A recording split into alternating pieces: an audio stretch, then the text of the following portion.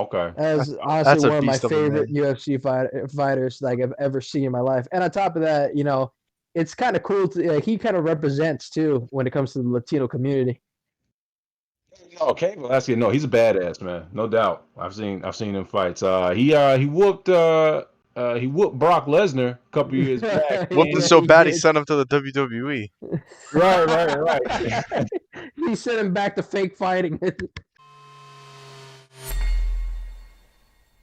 What up, man? Peace. Once again, it is the dopest podcast ever to be spawned from the Queen City. I am the Lord with the Sword, Sir John Legion, and I'm here with my three comrades, E-Man, Aidan, and J May. We are the Queen City Psychos, and we welcome you to episode 16 of the QCP podcast on July 23rd, 2020. What's going on, fellas? What's up with it, What's man? up? What's I'm up? excited Been a for good an minute. episode with all four of us.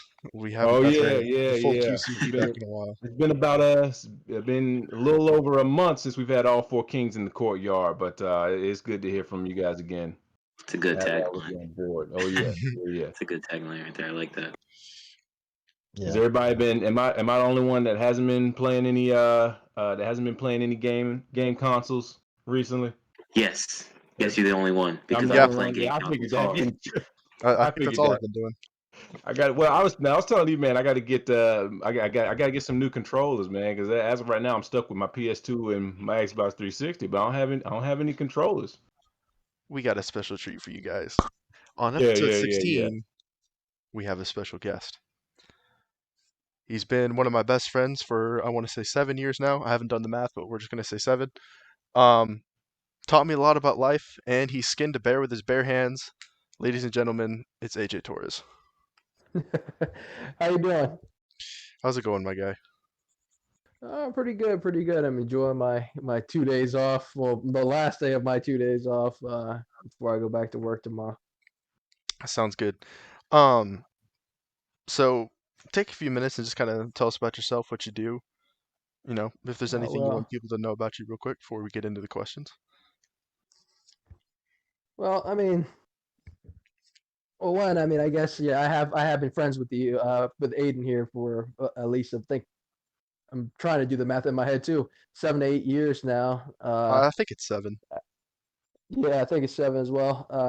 We gotta tell. I guess we gotta tell your viewers, that story of how both of us met. We'll save that for a little bit Yeah, that later, was of going to be course. my first question. Yeah. Uh, as far as about me, I mean, I'm originally I'm 23. I'm originally from New York. A lot of history in New York there, I'll tell you that. But as far as everything goes, I mean, I work for the sheriff department.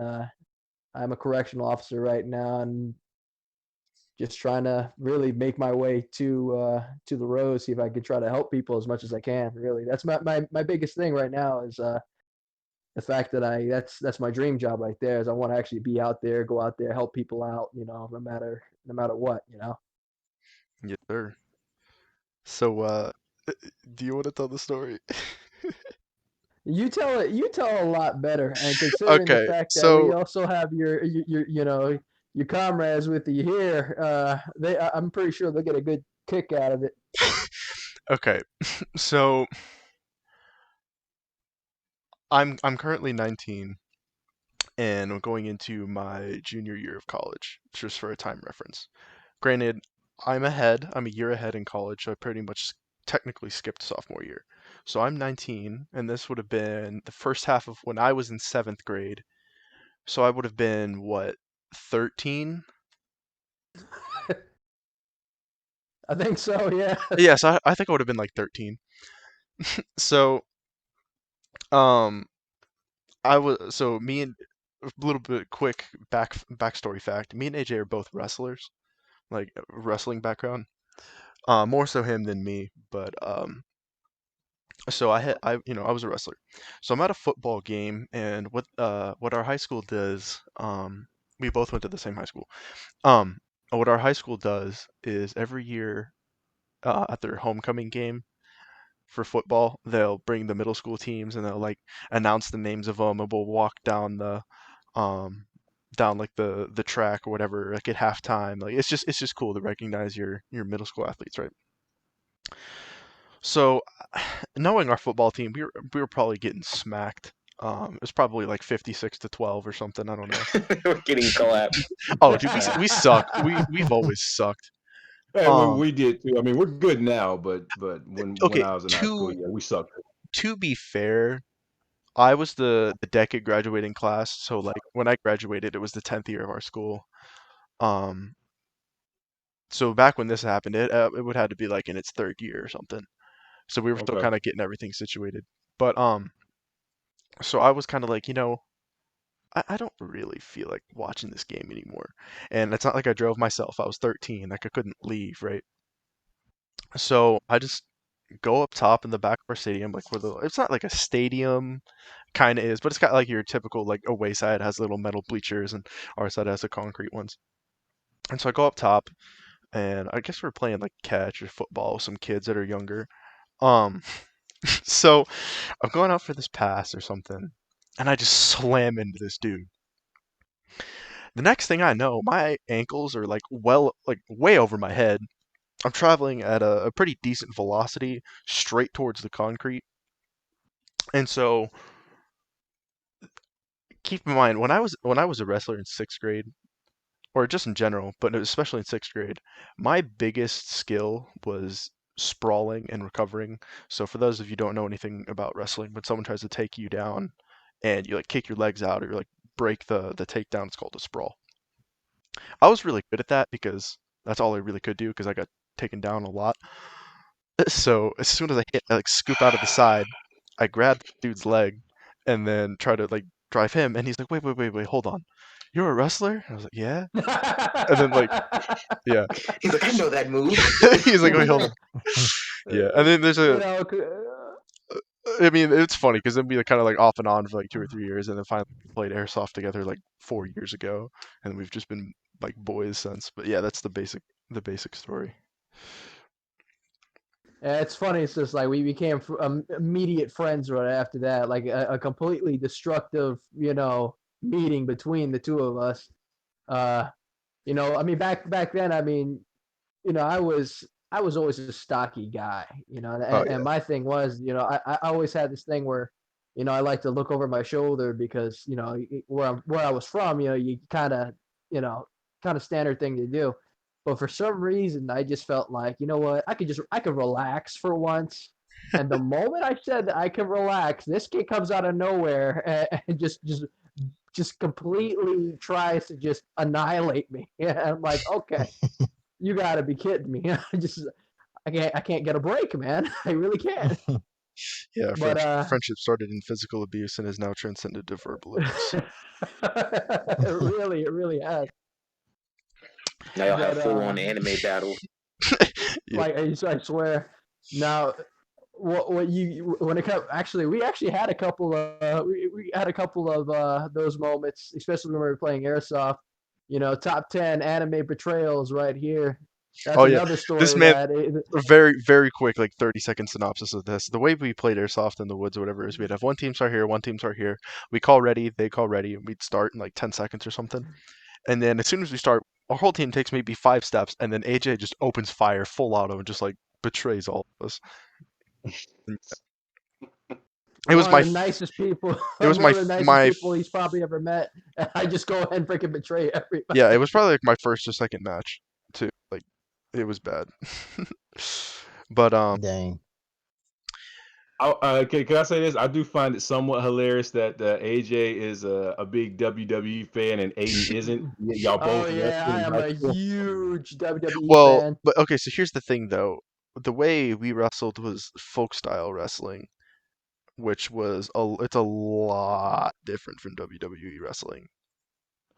Like it's a lot different. Obviously there's some similarities, but like it's a completely different thing.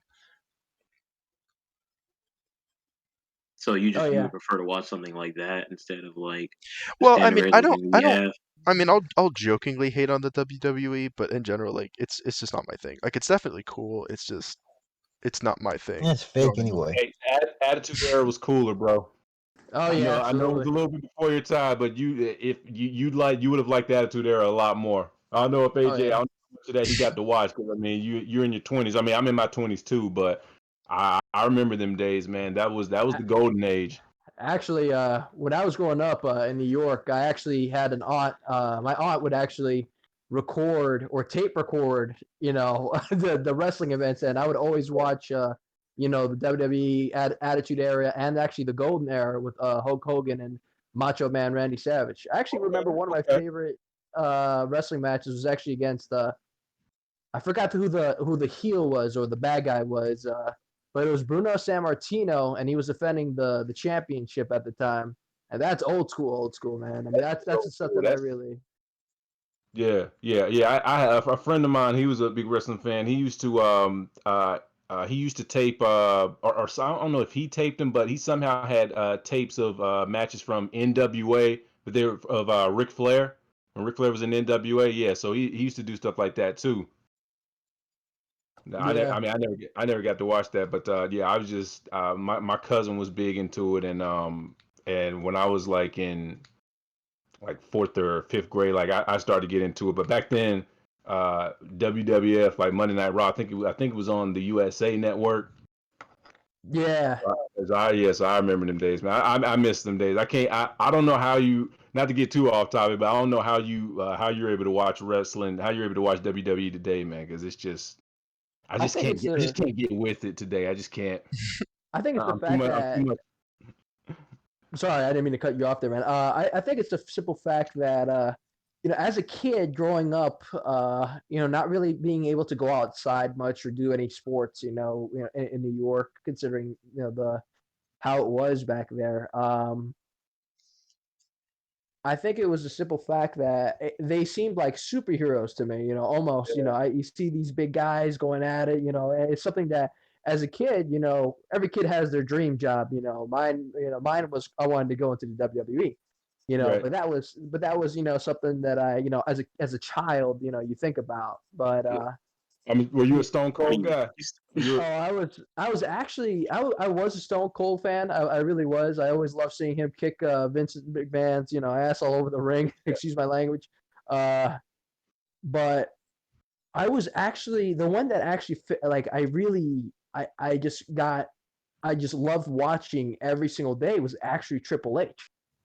oh, okay, okay. I mean, he's just like it's just something about him. I mean, he came in with blue jeans, black boots, a leather jacket, and he didn't care who was in his way. He just freaking he just punched him in the mouth. It was Check the 'em out. funniest thing. It was the funny thing. It was like he was good at being a good guy and a bad guy, but he was the best at being just like an anti-hero, really. Like just someone where just people would have to respect him. He didn't just walk around, just with his tail between his legs. He just demanded respect everywhere he went, which to me, I mean, I'm not like that, but I mean, there was something that I respected about that. Just Right. like he was actually a true, I guess you would say, locker room leader in that era. Yeah. Because he walked around that, and that was his character. He walked around like that, but he was actually one of the nicest wrestlers that they had. Oh yeah, during that time, yeah. I hate. Well, I'll say this: I hated Triple H when I was a kid because I was a Rock fan. I was like, Oh yeah, I was Rock and Shawn Michaels. Those are my two guys, and I was Undertaker fan too. I had a couple of favorites, but The Rock was definitely my favorite. And yeah, true. I absolutely despise Triple H. But as I got older, like mid 2000s, late 2000s, I started to appreciate him. But I always thought he was great. He was better as a heel. oof, what was that? That was Jesse's phone. Oh, All right, Where's all your right. vibration so Okay, loud? but Sorry about that. we've Sorry gone about we've that. It's gone a little okay. that's right. We've gone a little bit too far into wrestling. Let's get to these questions. Let's get to these questions. yeah. Let's go ahead and Yeah. I'll start off with the first one. So, I mean, obviously, this isn't the only reason because you're my dude, but like one of the main reasons we brought you on is because of your occupation, and you are a police officer. So, not a well, police officer. well, you're an officer, Let's get that real. correctional officer, but yes. Yeah. Um, Police officer is the goal, right? That's the oh, the goal is Well, SWAT be teams. in the actually, field. the goal, yeah, the goal right now, if we want to go, through the totem pole, it's first, be one of the best, correctional officers I can be, on my own 2 feet right now where I'm at. But then the goal would be going out on the road as a deputy, just trying to help people out. And then yeah, SRT, which is the special response team, is that goal. But I got a lot of things, I got a lot of things on my mind about that. But yeah, as of right now, just correctional officers. That's one of the things that like it's actually kind of dangerous, actually, almost to a sense. To like I am a correctional officer. I don't have any jurisdiction outside of the jail that I work Okay. at. So it's actually that's why I kind of snapped and say, hey, look, whoa, I'm a CO. I'm not police officer or anything Yeah, like no, that. I mean that was my fault. As soon as I said that, I was like, yeah, let me correct myself, no pun intended. So yeah. Oh dang. Most of my questions were pop questions, so I'm gonna have to dig through some new ones. Oh no, I mean he can still answer them. I mean just because he works in Okay, prison doesn't cool, mean he cool, doesn't cool. know what happens in the field. But Yeah. with that being said though, like I mean obviously I know the answer to this, but the viewers don't. What made you want to like, do this? Like, join the As force, become a like correctional officer, police officer, like anything, like do law enforcement. That was actually one of my questions. So well, actually, you know what, and I'd be glad to answer that. Those, both of your questions. I mean, the reason why I actually decided to go the route of either the sheriff department or the correctional officer portion of it first was it's a way of paying my dues. Like I. As you know, I'm 23. I'm fairly young, and a lot of the things that are going out there in the United States right now, of course, you can tell, very very intense, very turbulent, kind of behavior going on out there. Now, my thing is, me personally, I want to start with corrections so I can get to know people that I'm probably going to work with outside on the road, and also get a sense of how to talk to people. Because my thing is, like, if I can get through a day without getting into a physical confrontation, or an intense verbal confrontation, I'm doing my job right. If you could just be there and not get into any, actual arguments, anything like that. Just do your job and everything like that. Make sure you defend the peace. Really, uh, that's probably the best. Honestly, the best thing that you can do. Now, honestly, it's a very hard thing to do. Not a lot of people can, go out there and say, "Oh, yeah, I could do that. I could stop this," in the blink of an eye. But it's one of the things that I'm trying to work on as a person myself, because I don't want to be out there and go out there just because I have a badge and everything like that. Say, I'm in control of this, I'm in control of that. That's not how policing works. You know. Yeah, for sure. Uh, Thing is about it though, like I said, for me personally, it's just a simple fact that paying my dues and training myself up to be a better officer on the field, on the road, that's my goal. That's one of my goals that I have for myself. It's just I don't want to make a stupid mistake. Like you see, like some people, they'll make mistakes. I mean, we're all human, but when you have that responsibility and that weight on your shoulders, there's really no room for error. I mean, the people's lives are on the line here, and that's the thing. That's our job. Um, what made okay. you what made you want to get into law enforcement in the first place? Like, In the first place, what went into making that decision? actually, I guess tell a little story time here. As you know, I grew up in, half of my life I grew up in New York. I guess one of the best. Which borough, if you don't mind me? Queens. Queens. Oh, okay. Okay. Yeah. Uh, my father was really the biggest A the legend. biggest thing that yeah, really the main advocate of really me wanting to go into the force. I mean, it's just I watched him. Church for me every Sunday back in New York was going to the precinct and just watching my dad work. Really, he would do all this paperwork. He would be tired and everything, but he'd always have a smile on his face every time he got back home from work, and he was just there. I mean, he just did his job, which was honestly the best influence I had on my life. Just seeing something like that just someone just doing his best, working hard, it's a respectable thing, But when it comes down to actually the biggest influence, him being the biggest influence of why I wanted to go into, when I was 4, 9/11 happened, I seen smoke coming up from the first building, the first tower that got hit, and I pointed out to my dad. And my dad, of course, him, trying to act calm and everything like that. I mean, I was on shoulders at the time. He picked me up off his shoulders, dropped me off at my daycare, and told me that, just hold tight. Your mother's coming to pick you up. I love you. And it's almost like Superman.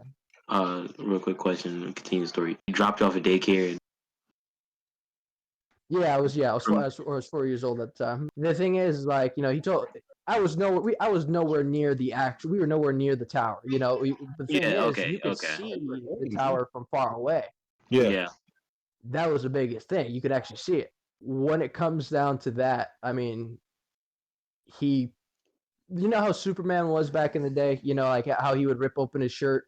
Like his dress clothing and everything, his suits and everything like that, and go into his. So basically, my dad did the same exact thing. He had it, but he had his police uniform on, and he threw his cap on, and you could see everybody running away from the danger, and you see him going toward 2 falling towers. I mean, to me, that's like he knew that he could have made the ultimate sacrifice that day, and that's why it was the biggest influence on me. Just like seeing all that, and just 4 years old, I'm like, okay, that's what I want to do. I want to be there just like how my father was there for other people. Oh, okay. Well, I didn't take that into consideration that cops were, I mean, that they were coming all the way from Queens because the Twin Towers are in everybody was there. So the towers are in Manhattan, right? Or Worden, right? Yeah. Okay, so okay. That's the thing, when you are involved in a department like the NYPD, in general, when something like that happens, everybody comes together. It's all. And the thing is, like, that on a scale like that, just like a tragedy happening like that, it's one of those things where like everybody has to work together. There's really no leaving your brother behind, because that's what it is. Really, if you think about it, policing is what it should be. It should be, when you're out there on the field, when you're in uniform, all of you should really try the best. All of us should try to get their best to get along with each other. Now, of course, that doesn't work out for everybody. You know what I'm saying? But right. For me, this is the way I feel about it. I don't care if I don't like you as a person. My thing is, I can hate you. I really can. But here's the thing: when we're in uniform and we have to deal with stuff that other people can't or don't want to deal with, if you radio me and you say help, you are gonna be. I'm telling you this right now. I'm gonna be the first damn person to run and back you up. That's the thing.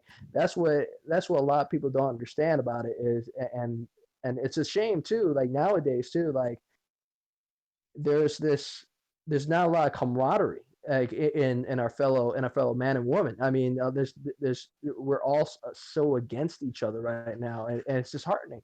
But here's the thing, there's also 2 sides of every story. Why things are like that nowadays. That's why when I tell people like this when they want to talk to me about like what's going on in the United States and everything, I say, look, I'm apolitical. I just do my job. I don't have an opinion on anything like that. But if you need help, I'm going to help you. That's basically what I do. Okay. It's respectable, man. Absolutely. Yeah, and I had one question, kind of relating to that. Like, what do you think about the current times? Like, like when people say we should defund the police and things like that? Like, what is your take on that? My take on it, I mean, really, like, here's the thing. A lot of people can have opinions on, how policing should be handled and everything like that. Should there be a police reform, as in different types of training to help better us as a community? Absolutely. Now, when people scream defund the police and do a lot of that, a lot of people that say this are not actually, for what's going on right now. A lot of people they're ignoring the fact that what happened with these past couple of incidents with the police and regular civilians out there on the road. They're doing all this. They're doing all this stuff. They're shouting, yelling, defund the police. But here's the thing: if you defund the police, think about it like this. Think about how much you're gonna leave not only yourselves. You're putting everybody at disadvantage. I mean, my thing is like, what happened with these past couple of incidents? Absolutely, they're a tragedy. I mean, we'll talk about the elephant in the room because I'm pretty sure I get asked this question anyways about what happened with George Floyd and everything like that. That here's the thing, that should never have happened in the first place. It really shouldn't. There's no reason why an officer should have his knee on a guy's neck, whether it be white, black, purple, brown. I don't care. You don't do that. You just don't do that nonsense. But here's the thing also. That guy had multiple complaints and multiple, misconducts on his record as an officer. Why was that guy still on the force? That's the big question. You have this guy that's basically making a career out of being unprofessional, and you let this guy go out in the streets. Now, I get the whole thing where we want to give how some departments want to give their officers the benefit of the doubt. But here's the thing: 19 separate incidents. There's something wrong that's true. there. So that's my thing. Like that's my honest opinion about it. But do I think, we should defund the police? Absolutely not. I mean, I don't think that at all. But it's free for all when that happens, right? Yeah, exactly. I think we It'll be see mob cops. rule then. Yeah, we see cops as like the deterrent, basically. Like if you basically fund them, I mean the criminals really have no backing off to do because there's nothing to really stop them from doing whatever they want to do. You have the mindset that there's a cop going to catch you, that you are like, oh, I won't do this crime. I think defunding the police will make it seem like they're less powerful. So yeah, and the thing is, and the thing about that, when we're talking about power, officers don't really care about, we don't care, we're not out there to be, like stormtroopers out there. We're not. I mean, we're there to do our job. At the end of the day. And when I mean just regular, like officers in general, like any department that you go to, any field that you go to, we're there to do our job. We're not going to make it a point to, mess with your day or anything like that, because it's not what we do. We're there to do our job. Now, some people, I'm not going to lie, they let that badge change them, and that's the thing. But here's the thing. You're going to have bad apples wherever you go, whatever field of work you go to, whether it be law enforcement, heck, it could be retail, anything really. Heck, even the medical field. That's one thing I will say is no matter what profession you're in, I mean, even, my grandma, for example, like she had her leg amputated because she had a bad doctor.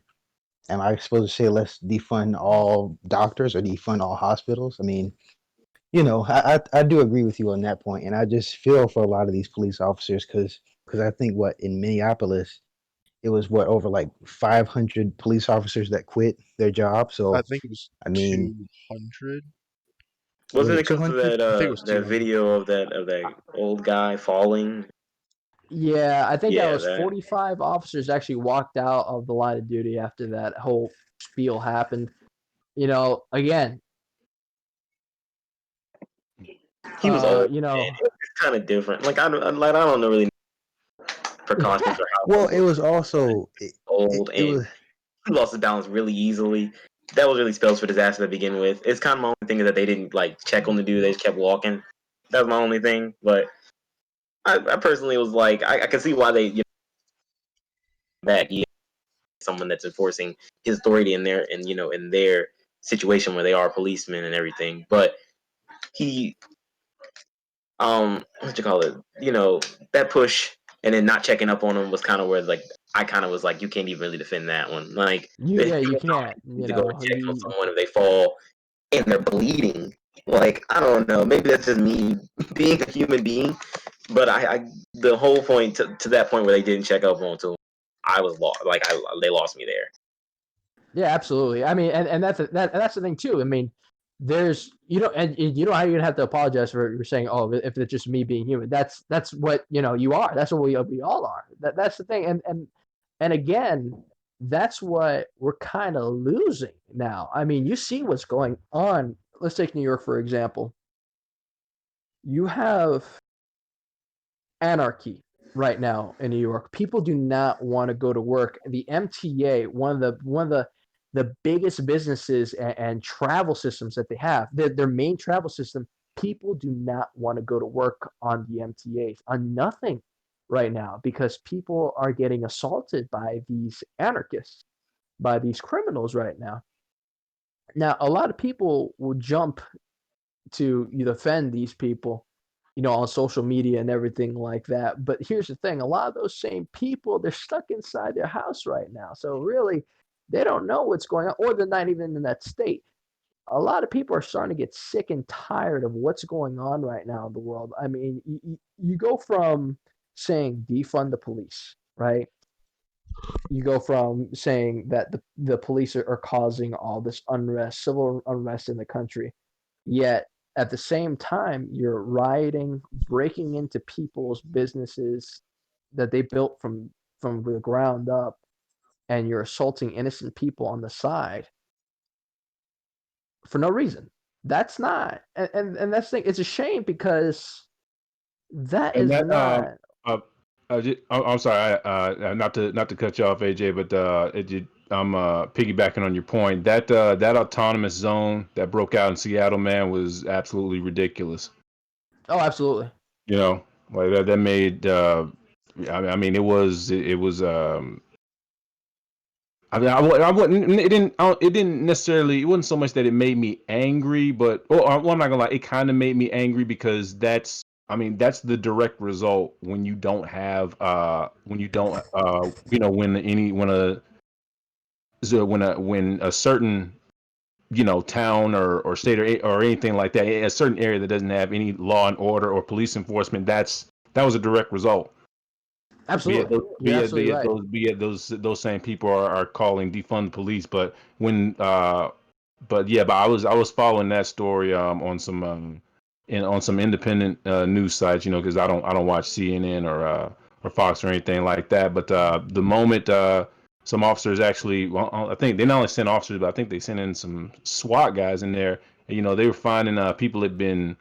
People have been robbed, people have been raped. They found some dead bodies in there, and I'm like, and I'm looking at this, and I'm like, well, that's exactly what happens when when Defund the we police, right? right. See, So that's the thing. that was just crazy. What people are too busy doing nowadays. Look, I get it. We all have feelings. We do. We all have feelings. We all don't act or think the same way. But what people don't realize is this is life. This is real life. You're not going to get everything that you want in life. You're really not. It's almost impossible to do. And when you put that rhetoric, you could put that idea that you are owed things. That's what it leads to. It leads to a big fat just portion of, here's the real world, now let's see how you're going to deal with it. And that's exactly what happened to these people in the chop zone, or the autonomous zone. Yeah. Is they realize, like, oh wow, some of them realize, like, wow, we messed up. But you see, the thing is, they're not gonna flat out say it that they messed up. They're gonna make a lot of excuses of why this is this person's fault or that's that person's fault. A lot of the blame game is used nowadays. Like back when we were all kids, I'm pretty sure we've all said, oh, it was his or her fault, that I did this, I did something stupid, right? That's exactly what these people are doing, and these are grown adults. That's the worst part about it. These are grown men and women doing this. Now, do I get this autonomous zone thing, if this was a peaceful thing, I get it. I would have gotten it. But they lost me when they started shooting at each other, raping each other and freaking assaulting each other. That's where they lost me. But then again, too, there's also enough blame to go on the city itself. City officials. Oh yeah.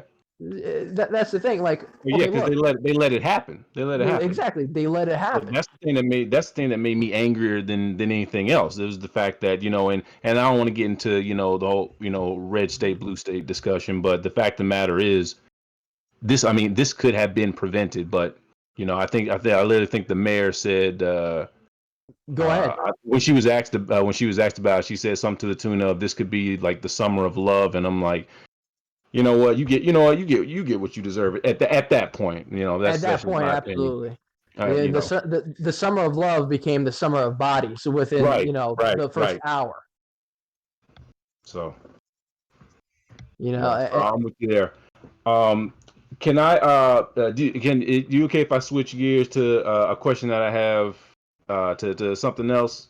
Yeah, go ahead. Okay. Well, I know since we are, we're still currently in this pandemic, and I was wondering how that affects your job as a correctional officer working in a prison.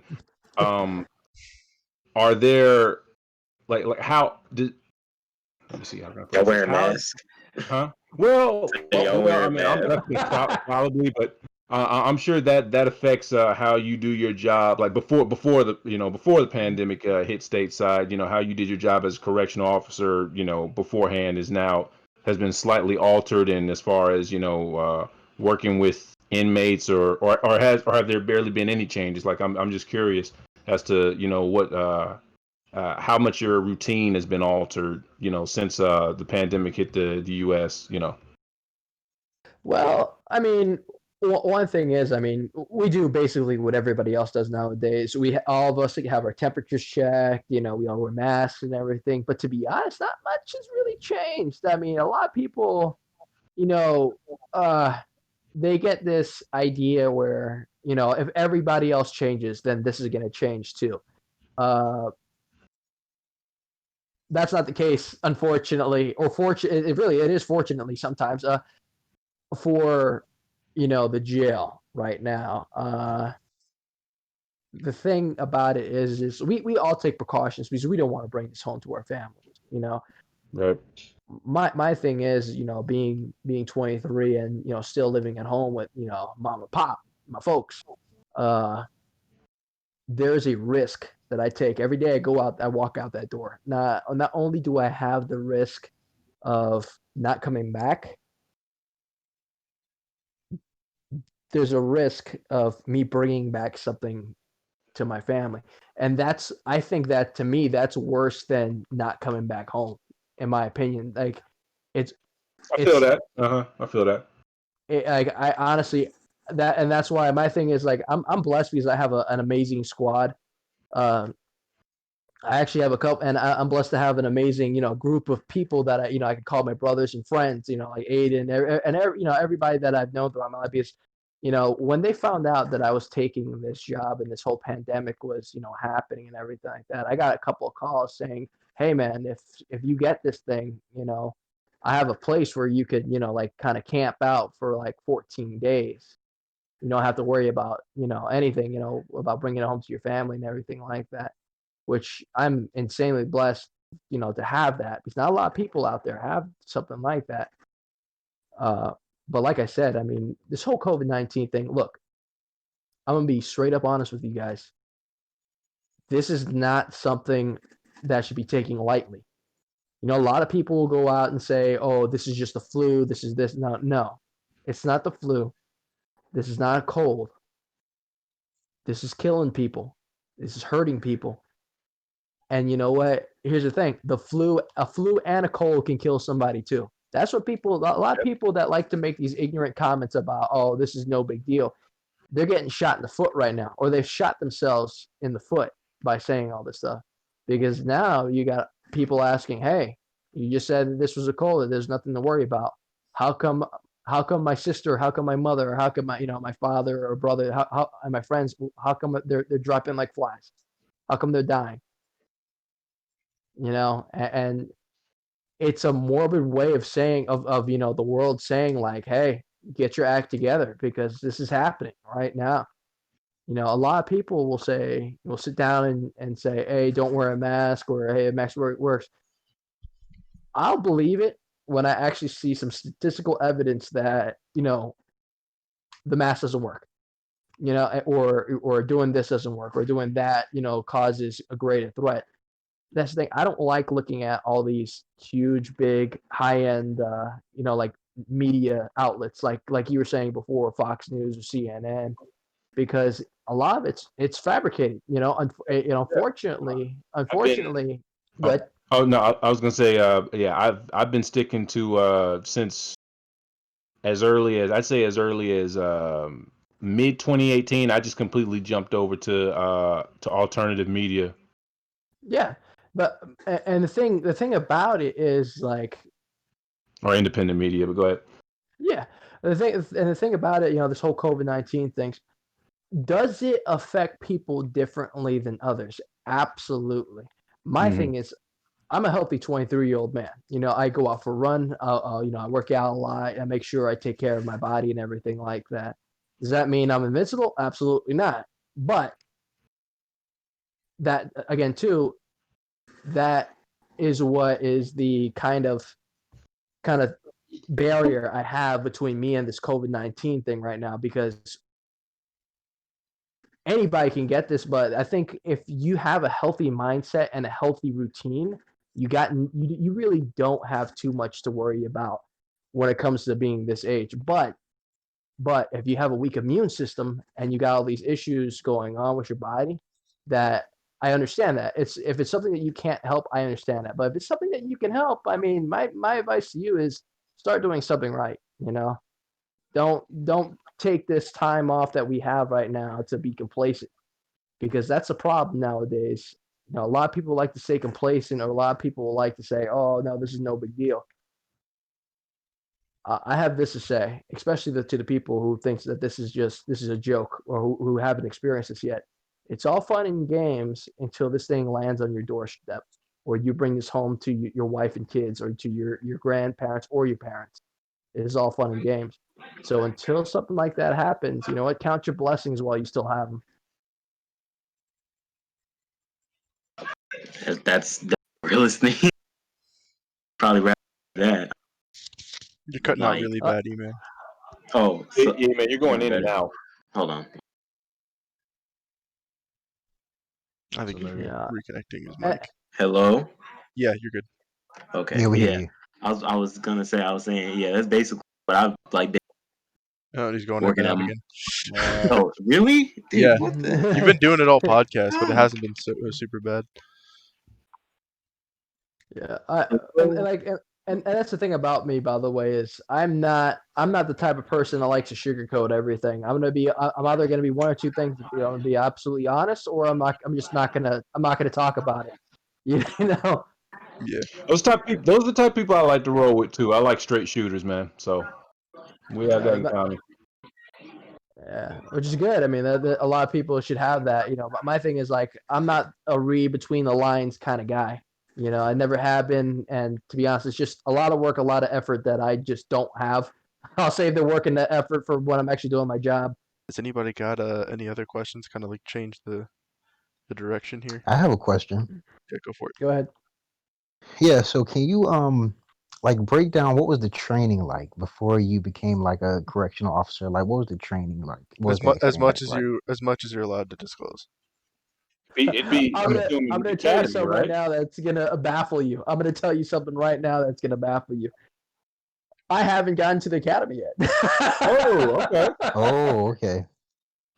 That's the thing. My thing is, like, I've gotten trained by my sergeant, corporal, and other officers that are there, and that's what's honestly shaping me out. To be honestly, right now I feel like I'm doing my job as best as I can right now, having only been trained by this group of people. Mhm.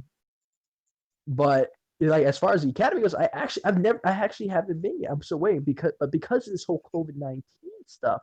A lot of people are, not going. Right now, like a lot of people that are, kind of, on the shelf. But as far as training, I mean, it's a pretty straightforward job. You go in, because I work in the morning, so you go in, make sure everything's good. I ask questions. Hey, what do I need to know before I start my day? And what do I need to know so I can pass it on to my squad? Because I like being the first one there. I like being the first person in.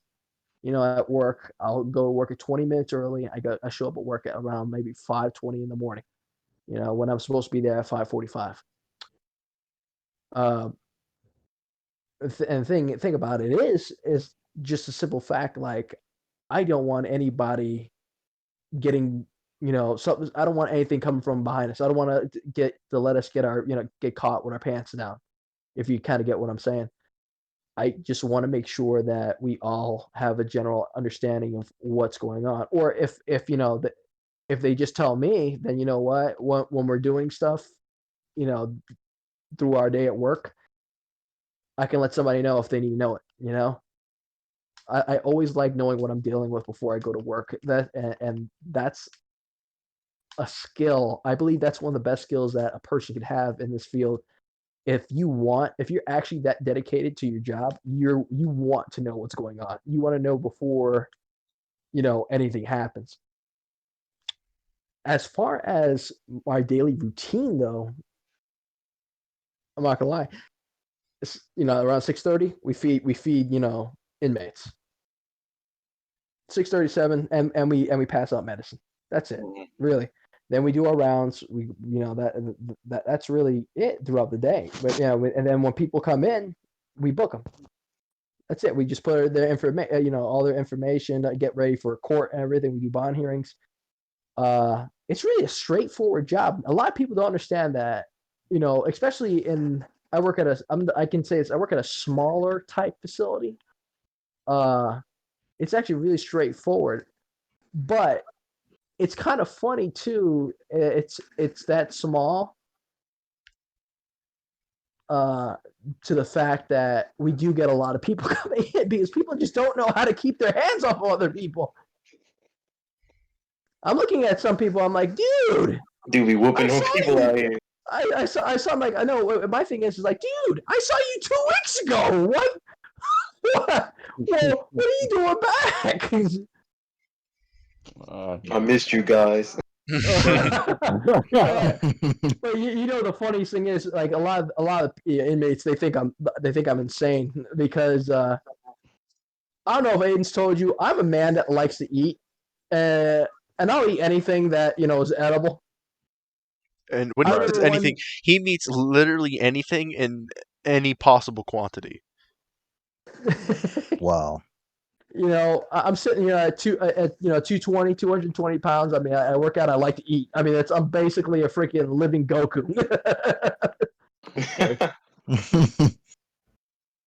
I'm the same way, really. But like, I went into one of the cells one day, and they were eating like, Torres, I can't believe you keep on feeding us this slop. I said, slop? I told him, like, this slop. Shit, I love eating that. And then I looked at me like I had like 3 heads. I'm like, wait, you eat this too? I'm like, yeah. Is there something wrong with that? Was I not supposed to? Was I not? Was I not supposed to? It was food. It was offered to me. I don't have any money right now. I didn't want to go to the store. Yeah, so prison cuisine doesn't faze you, huh? No, it really doesn't. I mean, I can eat all day, dude. Oh my god, I can't wait to go back tomorrow and eat grits. I've never seen somebody so excited to eat prison food. It's free freaking food. I am not gonna bitch about free food. Hey, that might be why they keep showing up. Why they keep seeing them so often. It's a free meal. Hungry. You get a free meal. You get a free meal and a place to sleep. Some people, homeless people actually do that. Mm-hmm. That's I know. I know, like, some that, like, if they're like, Rip. Oh damn! Did we lose him again? Oh my Yeah. goodness. Better. Okay, I was He's saying that become his mic's become deceased. some homeless people hurt like go get in trouble so they can go to the Free hot meal. They can go to the yeah. void just like him and his mic. Oh my goodness, is he just going in and out? What is Yeah. going on? Ah, Oh my God. His phone. That is a loud, dude. That's a loud vibrator. Well, Jesse does it on his phone though, so it makes sense. Oh, Oh, okay. Okay. But I'm actually, but I'm not gonna lie. I'm actually surprised that I assumed that as a correctional officer, I just assumed you had already gone through academy. I have not yet. I'm actually really looking forward to it. One, it's 3 weeks off, so I'm looking forward to it, and I get paid. I'm gonna tell you that right now. People ask me, "Hey, how's everything going?" I'm like, I'm living. Yeah. I'm here. I'm here. I'm alive. I'm well. That's all I can really ask for. But it's really like, for one, my thing is, it's been a long road to get to where I'm at right now. I have no complaints, to be honest, about my job right now. Even though I'm 23, I work with criminals every day. But the thing is, it's like, it's a means to an end, but it's also the fact that I've been given an opportunity to help. I've been given this opportunity, this golden opportunity that I have right now, that I can show them what I'm made of. And to be honest, I haven't had this much fun in a long time. I like I said, I have an amazing squad. I got people that look after me, at work, and I really wouldn't trade it for anything right now. I mean, this is like, I'm on cloud nine right now. I got no complaints. I got everybody behind me right now. Yeah, really. I mean, it's awesome. It really is. Like, if I could put it in simple words, it's awesome. And you eating, so Yeah, I mean, No, he's literally getting paid to eat. Like seriously. Don't That's a make nice me sound job. like I'm one of those donut tops now. No, I'm Watch Mom. just saying, like, you don't have to, like, because they'll provide you with a meal there. So I'm saying, like, you don't have to pay for your meals. Technically speaking, if you get a meal while you're on the clock, you're getting paid to eat. Is what I'm trying to say. Yeah, you're right. Hey, I'd probably walk in with a pizza, man. That's because I don't know. I mean, I don't know if I could do prison food every day. That's just me. At some point I'd have to bring a lunch, but to each his own. Yeah. Yeah, Well, but you ate food at a high school cafeteria, right? I did. That shit was awesome. That's what Excuse I'm me, I'm saying. sorry. It's When pretty I much get pumped up It's when I all talk right. about food. it's pretty much the same thing. It's not that different. Well, okay. Well, here's the thing. I usually didn't get what was in the line. I usually went to the other line, which gave you sort of like you could actually get pizza from like Pizza Hut and stuff like that. So it just costs more, and you actually get like that. You could get cereal, and so what was actually in the actual like the main line. I didn't get too often, but Yeah. Yeah, what was actually awesome about high school food? The freaking French fries were the best things in high school. Oh yeah. Oh well, you probably graduated at a good time then, because they were awful when I went in there. we didn't get French fries, man. I don't think we got French fries. We just Bro, got the ones they gave us were literally soggy and unsalted. you know Oh, what we got? We got potato wedges. That's what we Like, got. We didn't get French fries. imagine taking a strip of potato, dropping it in a glass of water for about 5 minutes, and then like giving Ugh. it to students. Like they Well, I weren't. mean, It was bad. you had the white folks cooking your fries, so I mean that's probably what was going on. Well, also one of our lunch ladies was a past like crack addict or something. Oh yeah. Oh, Was they she got there? reformed crack Was she addict? there when you were there, AJ?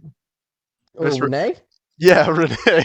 Oh, the one that believed in the aliens tried to get her or probably or something like that. Yeah, I remember that one. Yeah, dude. Oh, she was crazy. Oh no, she was Oh yeah, she was was an old nice drug though. addict. Oh no, she was really nice. She was a drug addict though. No, seriously, She's a She nice was person, nice. but she she did. she She was admitted nice, it to but one of she her was she a drug admitted addict. it to one of her students. She's like, "Oh yeah, I used to be Oh addicted to my! crack." Yeah, I used to Oh be a good oh person. Then I did crack. oh Yeah. oh. Then again, now that I realize it, yeah, no regular human being is gonna be a cafeteria, a lunch lady for a job is gonna be a lunch lady at a cafeteria at high school. Yeah, that sounds You about had to right. have a criminal Yeah. criminal past first. Yeah, you And do. okay, Yeah.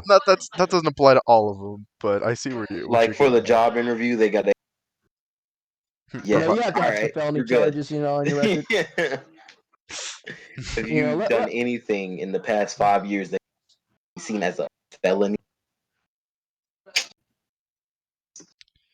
They get the job immediately there.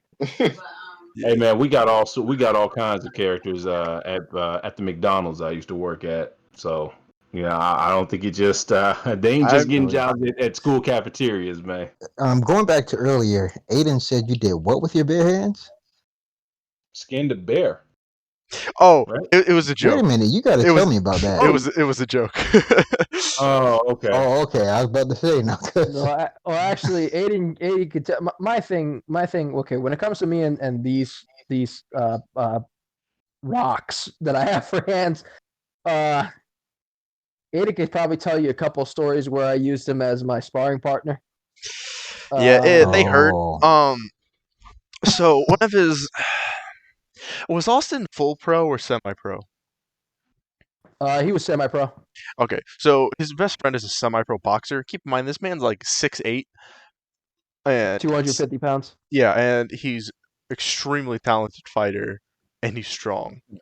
I need to And spar with him. that's the 6'8". guy that AJ trains. And then there's me, and then AJ was like, "Yeah, let me just like, you know." Beat the soul out of you. I mean, it really wasn't that bad, but like there were some times where I took some shots that weren't comfy. Like there was a couple Masvidal shots this man took on me here and there, but You were wide open. There was no way I was just letting that go. I mean, yeah. well, he was probably getting you back from how you guys first met. So, I mean, Okay, well to be fair, nothing really happened to me. I was a nice person Yeah. ish. But so here's a little backstory between me and my best friend. I mean, both of us. It's funny how I meet my friends. I'm gonna tell you this right now. It's like a running gag almost. I meet all my friends for some reason in a kind of destructive setting. Yeah. So me and my best friend, me and my bro Austin. I mean, we met when I was a sophomore and he was a senior, I believe. Uh, I was doing some arm wrestling with a couple of my friends from the cafeteria. So this big behemoth comes out of nowhere. He says, "Oh, I'll arm wrestle you." I said, "Okay, bet." He beats me. I'm not gonna lie. I'm not gonna front about it. And I said, "Damn, dude, you're huge." He's like, "Yeah, yeah, appreciate it." Both of us, we're both from New York too, which was hilarious that I would meet another best friend in North Carolina from New York. Uh, but we kind of lost touch after that. But we kind of got, we became friends again after high school. After both of us, we were in college for a little bit. Well, I was in college for a little bit, and we really hit it off. Really, I mean, it's just one of those things where like we kind of got each other, just like how me and Aidan are. We just got each other. It was one of the things that it was just like instantaneous, like snap connection right there. Okay. But my thing is with him though, before I went into law enforcement and everything like that, I was falling off the like kind of like my ways of working out and everything. So he got me back into it. But my thing was how he trained me to fight. I knew what I was getting myself into when it came to this job, but I also wanted to take every precaution that I could. So one of my training regiments with him was I told him to just beat the living hell out of me. I would just take it. I wouldn't even block. I just told him beat the living hell out of me. And if I go down, I'm gonna get back up. And I know to you guys, they're probably like, what the hell's wrong with you? I mean, you had But equipment on, right? no, No, he would literally stand there sometimes shirtless. Like I've witnessed it. yeah. So I You're mean, building a tolerance. Good. yeah, Okay. and that's the Yeah, thing. me. You know, I've gotten. I mean, Aiden's seen me go down before, but my thing is like I never stood down. That was my big thing. It's really when it comes to sometimes it's not going to happen every single day I'm working, but you know what? I'm trying to prepare myself for that one day. That one day that everybody gets too complacent. That's when it happens. It always happens that one day that you think nothing's going to happen that day, and then something pops off. But you got to be ready. My thing is I'm not too concerned about what happens to me at that point. I'm more concerned of what happens to the rest of my squad. That's how it is. With everybody, really. Mm-hmm. My thing, like I don't care. Like hell, if I was out with Aidan, right now, I mean, and someone were trying to take a shot at him, I would put myself in front of him. Just based off of instinct, because that's just how I've always been. Yeah. But What discipline? What fighting discipline were you training in? Were you taking up like before you got or not before, but you did say that you want to train yourself, and what were you taking up? really, I was taking up. I really was taking a more mixed martial arts style than anything. I was going for. I never actually got trained at like at a dojo or anything like that, but I've always been fascinated with jujitsu and judo. Considering the fact that I come from a wrestling background, I figured if I'm gonna do anything, I'm gonna add to what I already know. How to deal with wrestling. And Mm-hmm. honestly, jujitsu and judo is the best. Is gonna be the best course of action for me.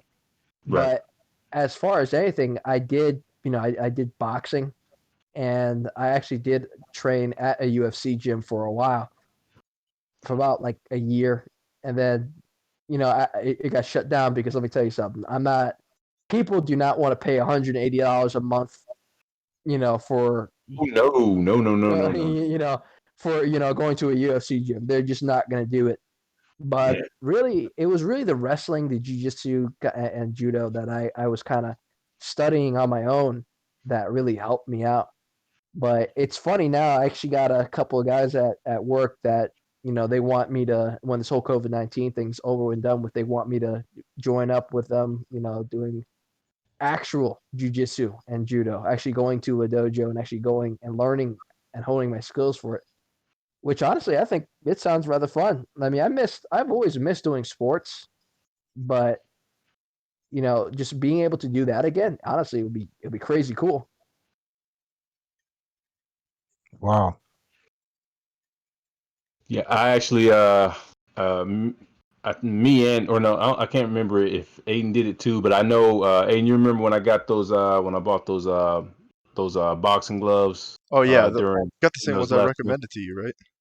Yeah, yeah. So I was gonna take up. I was planning on taking up some boxing lessons and with Aiden, and we were but we never got the chance to do it because I think it was not too long after I got him. That's when we started. I think that's when COVID had hit I Charlotte, think you and got them like 2 or 3 weeks before. Like it was really soon. it was. Because I got him when we were doing Far Away. That's when I got him. So yeah, so it was like a week or two before COVID had hit North Carolina, and so we never got to do that. But yeah, I've been I've been a boxing fan. Like me, my dad was really into boxing, and I kind of got into it through him. And I've been, so I've been a boxing fan for like 10, 15 years. I'd say about 13, 14 was when I got into it. So yeah, but I've been wanting to take some lessons and Yeah, that's actually really cool. I think I'll join you guys, to be honest. Yeah, go for it. well, you need some gloves. Yeah. Yeah, Does anybody got any more questions? I mean, I don't want to rush anything. I'm saying we've been on for an hour 11. So I was No, I hoping don't people have had any some more more questions. questions. You know. Well, I don't think we got into any of Tyler's questions, but that's up to him. Well, no, I had to think of some other ones because I was under the impression like I thought he was a PO, but he's a CO. So Oh, I okay. said, but no, I found out. I mean, I actually did get some info. I found out a lot more than what I actually knew because, like I said, I was under the impression that in order to even be a correctional officer, I thought you had to go through. I thought you had to go through academy training. I need to explain it a little bit more. So every department, of course, does things differently when it comes to hiring new officers. My department, what they do is kind of like it's almost like an internship, almost a paid internship. Let's say that. Okay. It's really for them to get a feel of who I am as a person, how I work, what my skills are, just being, green right off the street. Which honestly, I mean, I think it's a really good way of doing it because, a lot of these agencies nowadays, they say, oh, 4-year degree, want a 4-year degree. Okay, a 4-year degree, I'm telling you this right now, is not going to stop somebody from stabbing you in the chest or shooting you in the back of the head. I'm going to tell you this right now. Does it help? When it comes to, wanting to get a promotion or wanting to, like get a raise, absolutely. Or really, and I guess that is kind of too, I guess candid about of me saying that a 4-year degree does help. It really does. When it comes to knowledge, like books and everything like that, it does. It really does help. To educate yourself is the best thing for you to do. And honestly, everybody should get a degree of some sort. But when it comes to the world of law enforcement, yeah, like I said, a piece of paper isn't going to help you that much when you got the barrel of a gun pointed down at you, or somebody that's pissed off and wants to hurt somebody, and you have to deal with them. Agreed. Really, it's heck. Sometimes I feel like I tell people, hey, why don't you get a degree in street smarts, because you know what, that's what's saving a lot of the cops nowadays. Yep. If you don't have any street smarts whatsoever, then you better get ready for, a long 20, 25 years of your life. But again, too, look, I have no bias toward people, certain people wanting to go into law enforcement. Like, and what I mean by that, I'm talking about people that have had it good their entire life. You kind of get what I'm saying? Yeah. Who never really had to, like scratch and claw their way to becoming a law enforcement officer. Now, here's the thing. I respect that to a sense, because you know what parent doesn't want to spoil their kid? It's their kid. There's no shame in wanting to give your kid the best, or wanting the best for your kid, but you can't go into law. You really can't go into just a beat, like a police officer, state troop, or correctional officer, deputy, thinking that, not knowing that what the real world has in store for you. Because you know what, a lot of these people that are spoon fed nowadays, that they see these movies, and they see the shows and everything like that about cops and everything, that They think that's real. they think that's real. It's not. I mean, what we know, what is real, you're not coming back. You're not walking through that. You walking out that door, saying goodbye to your mom and dad, or saying goodbye to your your wife or your husband, hell, your kids. That's real. And the thing is, you don't know when your time is up. Only God knows when your time is up. Now, if some people, some people might, like when it comes to like religion, like I don't really like talking about religion or anything like that, but that's the best way of putting it. Only God knows when your time is up. You don't. So you know what? Take the best precautions that you have, and make sure you know exactly what you're getting yourself into. Because at the end of the day, as a law enforcement officer in general, you have no idea what you're getting yourself into regardless. So that's why my advice to people that, other people that want to take this job, even though I've been in this job for only a couple of months myself, make sure it's something that you really want to do, This isn't a job that you're going to make thousands and hundreds of thousands or even millions of dollars doing this job. It's just if you're looking for a job that's going to make you money or that's going to make you rich, don't go into law enforcement. Choose something else. Now you are AJ. You are a sports fan, right? To a point, yeah. To a point. Okay. He enjoys sports. He's not an avid follower. Oh, okay. So, well, what sport do you follow? Besides, I mean, well, you said UFC, right? WWE and UFC. Those are the only two. Oh, okay. All right. Well, who's your favorite UFC fighter?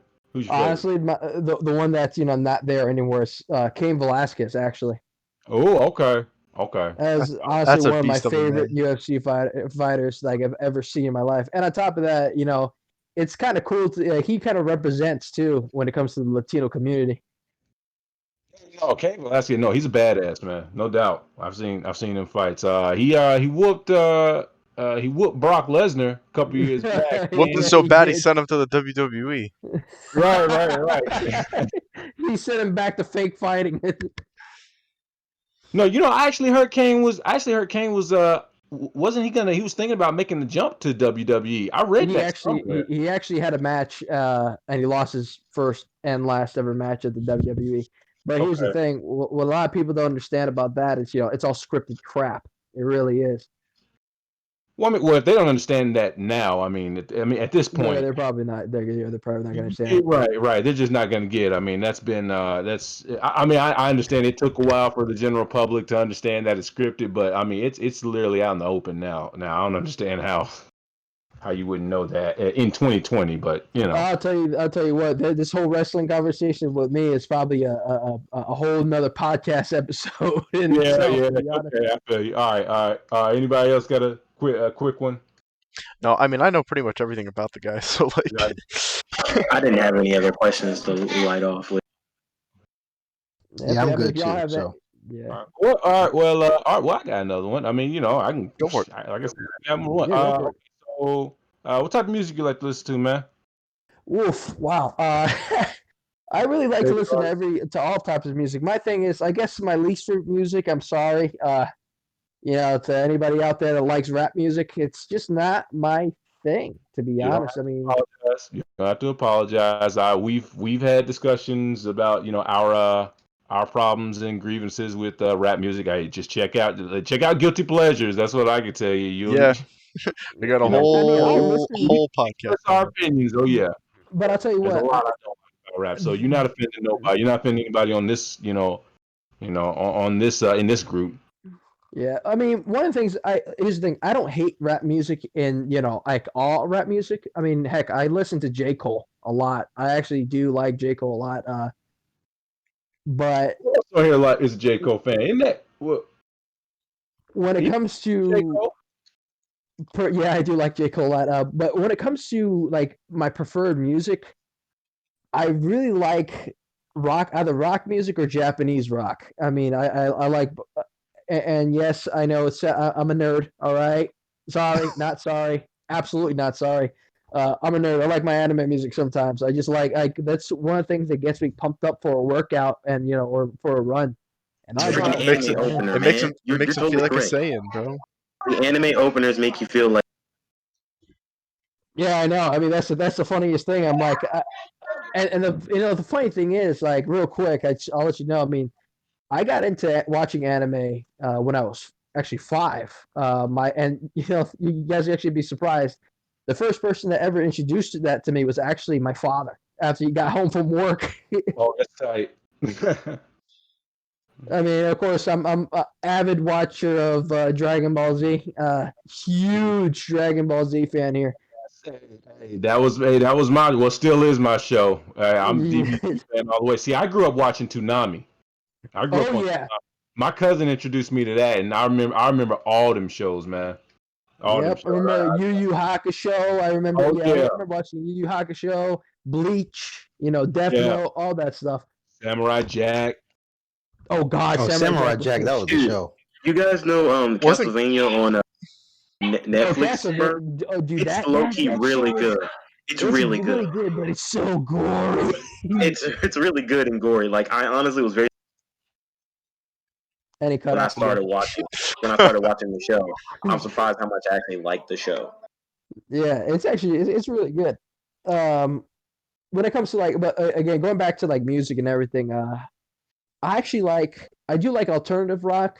I do like heavy metal rock. I mean, one of the things I actually enjoy listening to is Slipknot.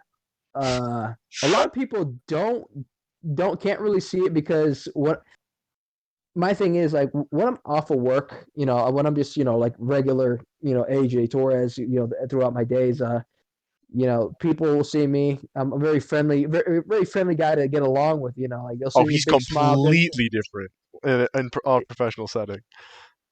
Yeah, that's the thing. I'm like I turn into like a completely different human being. Like you don't know who I am. When I'm out of work, I'm AJ. When I'm at work, I'm Officer Torres. That's basically it. Okay.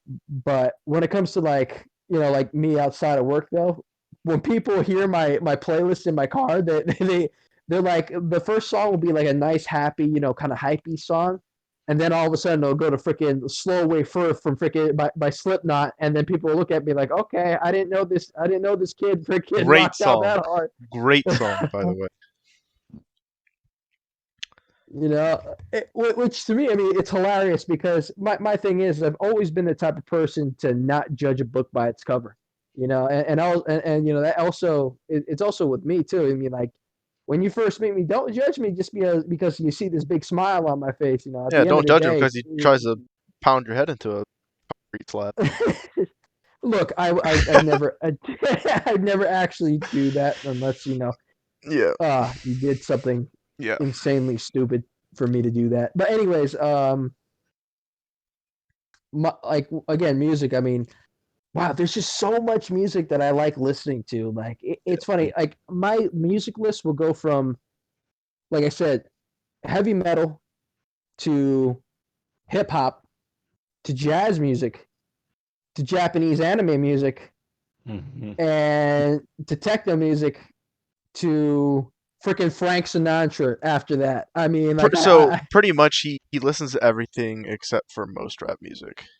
Okay, he's yeah, like me. I just You like me. That's I got a little bit of I listen to a little bit of everything. I'm the same exact way. That tends to happen when you get older, I think. But yeah. yeah. My thing is like I don't mind cursing, during in songs sometimes, but when you're making derogatory remarks about like men and women, well, really women, saying that you're gonna shoot this person, shoot that person. I mean, remember what I do You're for just not a a fan of the job. I mean, culture. It's not that you're not a fan of the music, it's the culture. Yeah, yeah, I'm not either. I'm not I either. don't, and that's the thing. Like, yeah, you're right. I'm not a fan of that culture. I'm really not because you know what? At the end of the day, I've seen stuff where people, who listen to this music who have no idea what the hell that they're listening to. I've seen that stuff in real life, and when they listen to it, and then they start immortalizing it almost. I just that's why it becomes a kind of a turnoff for me. You know what I'm Yeah. saying? Yeah, it does. Yeah, it does for me too. See, I'm a little bit. See, I'm the oldest one in the group. I'm in my late 20s. I'm about I'm pushing 30. So that yeah, there's when you grow and you mature, there's just certain things that appeal to you when you are say in middle school or high school. That, just don't assuming you're maturing as you get older. They just don't. You just don't want to hear it once you get to a Yeah. certain point. Yep. And I totally agree with you. That's why, like, I mean, I like seriously, I totally agree with that. And the thing is, like, what's funny about it is a lot of people when they judge a person by like a lot of people, if you notice, a lot of people judge people for a lot of things nowadays. I remember back in high school, I got judged, just because I like, rock, or I got judged because I like anime music. My thing is, the funniest Yeah, thing that's about me possible is, 'cause everybody was watching it. yeah, but here's the thing. My thing was when people get into the car with me, especially nowadays, because I'll go out with my friends, I'll go out in the car and everything. Well, I hand them my phone and I say, hey, put whatever you want on it. That's the thing. Like, I never got that in high school. you know, like a lot of people in high school says, "Oh, you listen to that? That's so weird. You're a loser." I'm like, and I look at some people, I'm like, I'm pretty sure I'm normal. I mean, if you're calling a person a loser just because you don't like their, you know, music choice, then it's kind of sad. And you know, I walk away at that point because at that point, you know, that's the people down here. That's fighting words apparently, but that's the thing. You know, walk away from a situation like that. But I mean, that's going off a little bit off topic about, you know, past history and stuff like that. But Yeah. AJ, bring us home with a super quick story from work. Something that's really funny or something. Oh yeah, Sorry, I man, missed we something, guys. that But in. yeah, go ahead with the story. I'm listening now. oh God, Yeah, no, he told us to ask about that, and then I said I was going to take it upon myself to bring that up, but I didn't. So that was so my bad. Yeah. I'm trying to see what I could say. Yeah, that's what I'm saying. There's like something super quick. It's funny, like a funny interaction or whatever. Oh, funny interaction. I think I'm the just funniest yeah. interaction so far, the funniest interaction I've had so far is, you know, I remember going to work one day, you know, and I'm at work. I'm at work, right? You know, I'm thinking that everything's all, you know, it's all normal. Exactly. The one, number one rule that I say to people, don't break in that line of work, and I broke it. You know, I'm thinking, oh boy, just another day at the detention center. I walk in, I see this dude in the cell. He looks at me. He says, "Holy, can you bleep stuff out?" I'm gonna tell you this right now because I'm gonna Yeah. repeat it verbatim. Okay, he Go says, for it. "Holy, who the f- is this big mother that's in front of me?" I'm like, and I dropped all my stuff. I'm like, oh, okay, so this is how my day is gonna go. He Okay, was worried. He was like, "Yo, this dude's too big to be here." I'm looking at it. I'm like, this is a 45-year-old man that's saying this too. I'm looking at him like, well, how are you doing today, sir? He's like, I'm doing good, but man, don't come over here, man. I don't want you to hurt me. I said, I'm not gonna hurt you, man. What the heck's wrong with you? Well, I don't know. I'm tripping off of 4 Xanaxes right now. Oh God. Yeah, What so else are okay, you? that's what I was thinking. He was probably tripping off something. That's what I was thinking. I'm looking at the guy. I'm like, oh my God. And I looked at the night shift squad, and they just shook their head and they started laughing. And the thing, and that wasn't even like half of my day. Like the moment the clock struck 12 o'clock, I felt like a shiver go down my spine, and I'm like, oh God, they're bringing somebody in. So they brought this girl in, and I walked away because, you know, I'm a male officer. I don't deal with, you know, female inmates. Right. So I do, you know, I go do something. I come back, and the first thing my corporal has to say to me, "Hey, your sister's here." I said, "Excuse me." What do you mean my sister's here? And because I don't have a sister, for one. I'm gonna tell you that right now. I don't have a sister.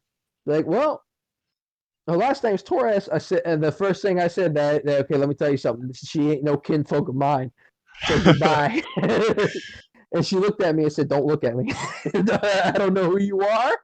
I don't I don't know what's going on right now, but I feel some type of way right now. I feel I really do." And the funny thing is it was a female officer that I knew. She's extremely nice.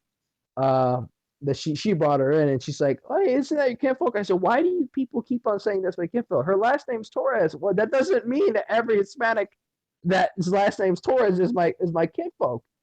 And like, what? But you're Mexican, aren't you? And automatically, I felt a vein pop out of the front of my head. I said, look, and that's when that's kind of like when my more comedic, aggressive side came out.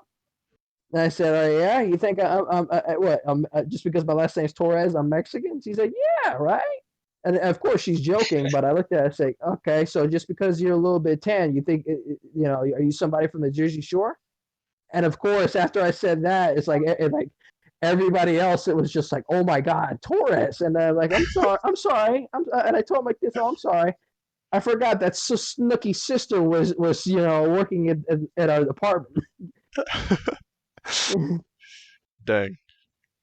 Yeah, That's but I funny. guess that's honestly that. I mean, like I said, I mean, there's a lot of comedy that kind of does happen at, you know, in my job, but Yeah, I can imagine. It's times And yeah, it's not it's like you're times locking like up that tons of though. gangbangers like inner city, like you know. You'd be surprised. But Well, anyways, no, I but mean, I'm saying it's not like the majority yeah, of people. Yeah, yeah, I get what you're saying, but my thing is like it's times like that. It really is times like that where if you get a laugh out of a day, the whole 12-hour shift that you were there, if you can get a laugh in, then you know what, it's a good day. Like you have to have some type of fun doing, some type of laughter during the day like that because what we deal with on a daily basis we don't want anybody else, any normal people or normal civilians that are living their lives every day, trying to go to work, make a living for themselves. We don't want them to deal with that, so we do, and that Absolutely. and that and that's the thing. That's what I'm most proud of is because I'm doing that. I'm trying that was my biggest thing. I want to be able to help out as much as I can. But then again, we're human too.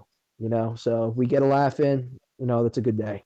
And honestly, I could be more proud of the people that I work with and the department that I work with.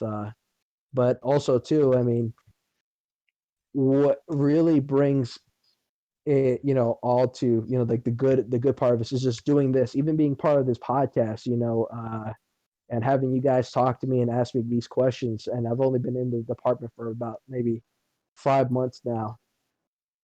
Uh, I really appreciate you guys taking the time off of, the time out of your day and having me on this podcast. And I really do appreciate it. yeah, man, for sure. Like I said, I really do appreciate y'all taking the time out of your day to have me on the podcast.